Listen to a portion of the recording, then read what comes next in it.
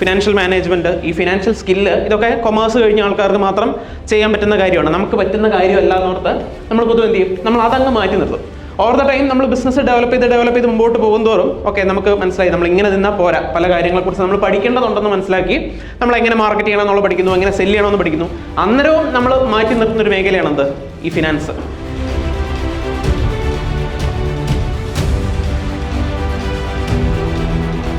ഒരു ബിസിനസ് ഓണർക്ക് വേണ്ട ഏറ്റവും ഇമ്പോർട്ടൻ്റ് ആയിട്ടുള്ള ഒരു ക്വാളിറ്റി എന്താണെന്ന് വെച്ച് കഴിഞ്ഞാൽ ഞാൻ പറയും അത് ഫിനാൻഷ്യൽ ഇൻ്റലിജൻസ് ആണെന്ന് പറയും. ഇപ്പം നമുക്കറിയാം, ഇപ്പം മാർക്കറ്റിംഗ് ആയിക്കോട്ടെ, നമുക്ക് ബിസിനസ് നടത്തിക്കൊണ്ട് പോകാൻ നമുക്ക് ഒരുപാട് കാര്യങ്ങൾ വേണം അല്ലേ. നമുക്ക് മാർക്കറ്റിംഗ് വേണം, നമുക്ക് നല്ല സെയിൽസ് സ്കില്ല് വേണം, ടീം മാനേജ്മെൻറ്റ് വേണം. പക്ഷേ ഒരു സ്റ്റേജ് കഴിയുമ്പോഴത്തേക്കും നമ്മുടെ ബിസിനസ്സിൻ്റെ ഡെവലപ്മെൻറ്റ് ഒരു പർട്ടിക്കുലർ സ്റ്റേജ് കഴിയുമ്പോഴത്തേക്കും നമ്മൾ മെല്ലെ ഈ കാര്യങ്ങളൊക്കെ നമ്മൾ മറ്റ് ചില ആളുകളെ ഏൽപ്പിച്ചു കൊടുക്കും. അന്നേരം ഇവർ ചെയ്യുന്ന കാര്യങ്ങൾ ശരിയാണോ, നമ്മുടെ ബിസിനസ് നല്ല ഡയറക്ഷനിലേക്കാണോ പോകുന്നത് എന്നുള്ളത് തിരിച്ചറിയാൻ നമുക്ക് വേണ്ട ഒരു സ്കിൽ എന്ന് പറയുന്നത് ഫിനാൻഷ്യൽ ഇൻ്റലിജൻസ് ആണ്. പക്ഷേ അൺഫോർച്ചുനേറ്റ്ലി നമ്മൾ പലപ്പോഴും വിട്ടുകളയുന്ന ഒരു ഏരിയ കൂടിയാണത്. കാരണം നമ്മൾ ഇപ്പം നിങ്ങൾ എല്ലാ ആൾക്കാരും നമ്മൾ പഠിക്കുന്ന അല്ലെങ്കിൽ കോളേജ് കാലഘട്ടം തൊട്ട് തന്നെ എനിക്ക് ഒരു ബിസിനസ് തുടങ്ങണം എന്നുള്ള പ്ലാനോടെ വന്ന ആൾക്കാരായിരുന്നോ എല്ലാവരും? അല്ല, നമ്മൾ പല ആളുകളും യാദർച്ഛികമായിട്ട് ബിസിനസ്സിലേക്ക് വന്നവരായിരിക്കും. നമ്മൾ ആക്സിഡൻ്റൽ ഓണ്ടർപ്രണേഴ്സ് ആണ് പ്ലാൻഡ് ഓണ്ടർപ്രണേഴ്സിനെക്കാട്ടിലും കൂടുതലെന്ന് പറയും. നമ്മൾ മേ ബി യാദർച്ഛികമായിട്ട് നമ്മൾ നേരത്തെ ഒരു സ്ഥലത്ത് വർക്ക് ചെയ്തുകൊണ്ടിരിക്കുമായിരുന്നു, അവിടുന്ന് അതിൻ്റെ ഇടയിൽ നമുക്ക് ചെറിയൊരു വർക്ക് കിട്ടി, നമ്മളത് ചെയ്തു. അല്ലെങ്കിൽ നമുക്ക് എന്തെങ്കിലും ഒരു സാഹചര്യത്തിൽ നമ്മൾ എംപ്ലോയ്മെൻറ്റ് നമുക്ക് ഡിസ്കണ്ടിന്യൂ ചെയ്യേണ്ടി വന്നു, നമ്മൾ യാദർച്ഛികമായിട്ട് ബിസിനസ്സിലോട്ട് വരുന്നു. എന്നിട്ട് ഈ യാദർച്ഛികമായിട്ട് ബിസിനസ്സിലോട്ട് വരുമ്പോഴത്തേക്കും പ്രശ്നം വെച്ചാൽ ഈ പല കാര്യങ്ങളെക്കുറിച്ച് നമുക്ക് അത്ര വേണ്ടത്ര ഇൻഫർമേഷൻ ഉണ്ടായിരിക്കണമെന്ന് നിർബന്ധമില്ല. മേ ബി അതിനകത്ത് ഒരു പർട്ടിക്കുലർ ഏരിയ നമ്മൾ മേ ബി സ്ട്രോങ് ആയിരിക്കാം, മേ ബി അതിൻ്റെ ഓപ്പറേഷൻസ് അല്ലെങ്കിൽ ആ ഒരു പർട്ടിക്കുലർ ഗുഡ്സ്, ആ ഒരു സർവീസിനെ കുറിച്ച് നമുക്ക് നന്നായിട്ട് അറിയായിരിക്കാം. പക്ഷേ ഇതിനെ എങ്ങനെ നന്നായിട്ട് മാർക്കറ്റ് ചെയ്യണം, എങ്ങനെ ഇത് സെല് ചെയ്യണം ചിലപ്പോൾ നമുക്ക് അറിയത്തുണ്ടായിരിക്കത്തില്ല.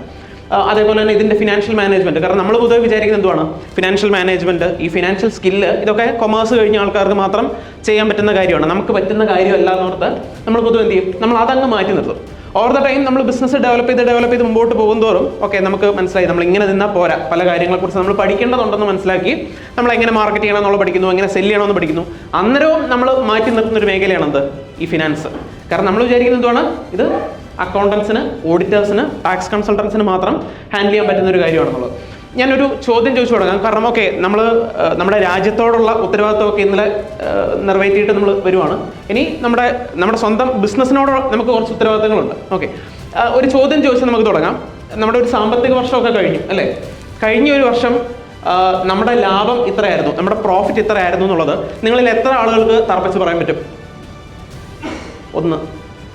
ഒരാളേ ഉള്ളൂ. 1, 2, 3, 25 പേര് അല്ലെങ്കിൽ 25-30 ആളുകളുള്ള ഒരു ഇതിൽ 10% മാത്രം, ഒരു 2-3 പേര് മാത്രം കൈയുയർന്നാൽ മതിയായിരുന്നോ? ഇല്ല. നമ്മൾ ഇനിയിപ്പം നമ്മൾ പറയാം അതിപ്പം ഒരു മാസം കഴിഞ്ഞല്ലേ ഉള്ളൂ. ഇത് ഒരു മാസമല്ല, ഇത് 3 മാസം കഴിഞ്ഞാലും 6 മാസം കഴിഞ്ഞാലും ഈ ചോദ്യത്തിന് പലപ്പോഴും നമ്മുടെ കയ്യിൽ ഉത്തരവില്ല എന്നുള്ളത് എനിക്കറിയാം. കാരണം ഞാനൊരു ചാർട്ടേഡ് അക്കൗണ്ടൻ്റ് ആണ്, ഒരുപാട് ക്ലയൻസിനെ ഡീൽ ചെയ്യുന്നതാണ്. നമ്മൾ നോർമലി ഈ അക്കൗണ്ട്സ് ഒക്കെ നമ്മൾ ഫൈനലൈസ് ചെയ്യുന്നത് നോർമലി ഒരു സെപ്റ്റംബർ, ജൂലൈ, ഒക്ടോബർ ആ ഒരു സമയത്തൊക്കെയാണ് നമ്മൾ ഈ അക്കൗണ്ട്സ് ഒക്കെ നമ്മൾ ഫൈനലൈസ് ചെയ്യുന്നത്. അന്നേരം ഞങ്ങളുടെ പല ക്ലയൻസും വിളിച്ച് ചോദിക്കും, സാറേ നമുക്ക് ഈ വർഷം എത്ര പ്രോഫിറ്റ് ഉണ്ട്? അതായത് നിങ്ങളുടെ പ്രോഫിറ്റ് എത്രയാണെന്നുള്ളത് കണ്ടുപിടിക്കുന്നത് നിങ്ങളുടെ കൺസൾട്ടൻറ്റിൻ്റെ ആവശ്യമാണോ നമ്മുടെ ആവശ്യമാണോ? നമ്മുടെ ആവശ്യമല്ലേ. അതായത് മാർച്ചിൽ നമ്മുടെ ഒരു സാമ്പത്തിക വർഷം കഴിഞ്ഞു. മാർച്ചിൽ സാമ്പത്തിക വർഷം കഴിഞ്ഞിട്ട് 6 മാസത്തിന് ശേഷവും കഴിഞ്ഞ കൊല്ലം നിങ്ങളുടെ ബിസിനസ്സിലെ ലാഭം എത്ര ഉണ്ടായിരുന്നു എന്നുള്ളത് നിങ്ങൾക്ക് അറിയത്തില്ലെങ്കിൽ അതും നമ്മൾ മറ്റേതുണ്ടല്ലോ, വെയ് രാജ വെയ്, ഈ പരിപാടി ഈ കറക്കിക്കുത്ത് തമ്മിൽ എന്തെങ്കിലും വ്യത്യാസമുണ്ടോ? ഇല്ല. നമ്മുടെ ബിസിനസ്സിൽ നമ്മൾ എടുക്കുന്ന തീരുമാനങ്ങൾ എന്ന് പറയുന്നത് ഇൻഫോംഡ് ഡിസിഷൻസ് ആയിരിക്കണം. നമ്മൾ പല കാര്യങ്ങളും തീരുമാനം എടുക്കും. അന്നേരം അവിടെയൊക്കെ നമ്മളെ തീരുമാനങ്ങൾ എടുക്കാൻ നമ്മളെ ബേസ് ചെയ്യുന്ന കുറച്ച് ഇൻഫർമേഷൻസ് നമുക്ക് അവൈലബിൾ ആയിരിക്കണം. അത് വായിച്ച് മനസ്സിലാക്കാൻ നമ്മൾ പഠിക്കണം. നമ്മുടെ ബിസിനസ്സിൽ ഒരുപാട് ഫംഗ്ഷൻസ് ഉണ്ടെന്ന് നമ്മൾ പറഞ്ഞു. മാർക്കറ്റിംഗ്, സെയിൽസ്, ഫിനാൻസ് എന്ന് പറയുന്ന ഒരു ഫംഗ്ഷൻ നമ്മുടെ ബിസിനസ്സിലെ എല്ലാ ബിസിനസ്സുകളിലും ഉള്ള ഒരു ഫംഗ്ഷനാണ് ഫിനാൻസ് എന്ന് പറയുന്ന ഫംഗ്ഷൻ. എന്താണ് ഫിനാൻസ് എന്ന് പറയുന്ന ഫംഗ്ഷൻ്റെ ഒരു ഒബ്ജക്റ്റീവ് എന്ന് പറയുന്നത്? ഷെയർ ചെയ്യാമോ? നിങ്ങളുടെ അറിവ്, നമുക്ക് നമ്മുടെ നിലവിലുള്ള അണ്ടർസ്റ്റാൻഡിങ്, എന്താണ് ഫിനാൻസിൻ്റെ ഒബ്ജക്റ്റീവ്? എന്താണ് ഫിനാൻസിൻ്റെ ഒബ്ജക്റ്റീവ്?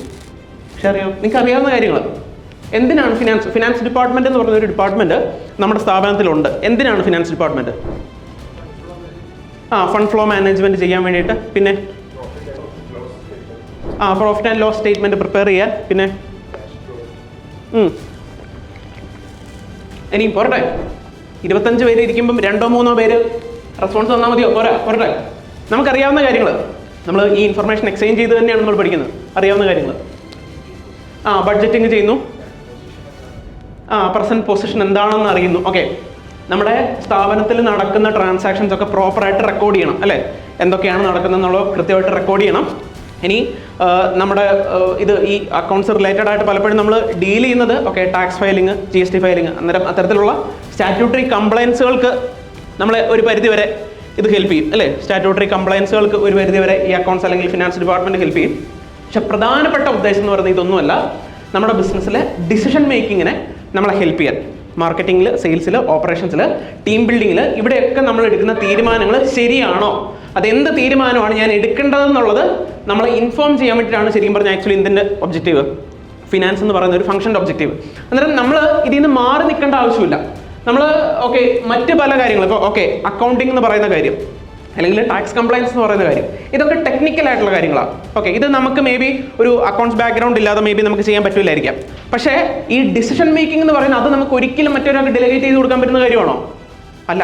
നിങ്ങൾക്ക് ടാക്സ് കൺസൾട്ടന്റിനെ അപ്പോയിന്റ് ചെയ്യാം, നിങ്ങൾക്ക് അക്കൗണ്ടന്റിനെ അപ്പോയിന്റ് ചെയ്യാം, സീനിയർ അക്കൗണ്ടന്റിനെ അപ്പോയിന്റ് ചെയ്യാം, ഇതൊക്കെ നിങ്ങൾക്ക് ഡെലിഗേറ്റ് ചെയ്യാം. പക്ഷേ ഇതിനകത്ത് ഈ ഇൻഫർമേഷൻ, ഇവർ തരുന്ന ഇൻഫർമേഷൻ വായിച്ച് മനസ്സിലാക്കി അതിൻ്റെ ബേസിൽ ഡിസിഷൻ എടുക്കുക എന്ന് പറയുന്നത് നമുക്ക് മാത്രം ചെയ്യാൻ പറ്റുന്ന കാര്യങ്ങളാണ്. അതൊരിക്കലും നമുക്ക് എന്ത് ചെയ്യാൻ പറ്റത്തില്ല, ഡെലിഗേറ്റ് ചെയ്യാൻ പറ്റത്തില്ല. നമ്മൾ ബിസിനസ് മാനേജ് ചെയ്യുമ്പോൾ നമ്മൾ പറയും മാനേജ്മെന്റ് ബൈ ഡെലഗേഷൻ. എല്ലാ കാര്യങ്ങളും നമുക്ക് ഓടിയെത്താൻ പറ്റാത്തതുകൊണ്ട് നമ്മൾ എന്ത് ചെയ്യും, അത് പ്രോപ്പറായിട്ടുള്ള കേപ്പബിൾ ആയിട്ടുള്ള ഒരാൾക്ക് നമ്മൾ ഏൽപ്പിച്ചു കൊടുക്കും. നമ്മൾ ഈ ഫിനാൻസ് ഡിപ്പാർട്ട്മെന്റിൽ നമ്മളിപ്പം ചെയ്യുന്നത് മാനേജ്മെന്റ് ബൈ ഡെലഗേഷൻ അല്ല, മാനേജ്മെന്റ് ബൈ അബ്ഡിക്ഷൻ. അതായത് കംപ്ലീറ്റ്ലി അങ്ങ് ഒഴിവാക്കി വിടും. കാരണം നമ്മൾ പണ്ടോട്ടെ ഈ കൊമേഴ്സ് ഒക്കെ പഠിച്ച പിള്ളേര് പരീക്ഷയൊക്കെ കഴിഞ്ഞിട്ട് ഇങ്ങനെ സമാധാനത്തിൽ പറഞ്ഞു കേട്ടിട്ടുണ്ട്, ബാലൻസ് ഷീറ്റ് ടാലി ആയി. അന്നേരം തൊട്ടേ നമ്മുടെ മനസ്സിലൊരു ഇമേജ് ഉണ്ട്, ഇത് ടാലി ആവുക എന്ന് പറയുന്നത് അല്ലെങ്കിൽ ഈ സംഭവം അങ്ങനെ നിസാരക്കാർക്കൊന്നും പറ്റുന്ന സംഭവമല്ല. അതുകൊണ്ട് നമ്മൾ എന്ത് ചെയ്യുന്നില്ല, നമ്മൾ ആ സൈഡിലോട്ട് തിരിഞ്ഞു നോക്കുന്നില്ല. അതുകൊണ്ടാണ് പലപ്പോഴും ലാഭം എത്രയെന്ന് ചോദിച്ചു കഴിഞ്ഞാൽ നമുക്ക് പറയാൻ അറിയാത്തത്.